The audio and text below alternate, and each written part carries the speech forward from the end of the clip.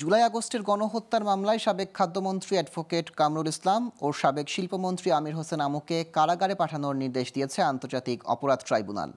এর আগে সকালে তাদের আন্তর্জাতিক অপরাধ ট্রাইব্যুনালে হাজির করা হয়।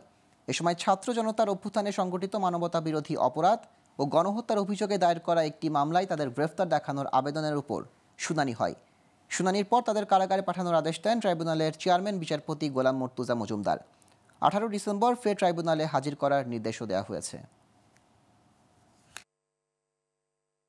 19 জুলাই 2024 তারিখ তখন দেশব্যাপী যে গণহত্যা এবং মানবতা বিরোধী অপরাধ চলছে, তখন 14 দলের সাথে একটি মিটিং হয়, যে মিটিংয়ে কারফিউ জারির সিদ্ধান্ত হয় এবং কারফিউ জারির সিদ্ধান্তের সাথে সাথে দেখা মাত্র গুলির নির্দেশ হয়।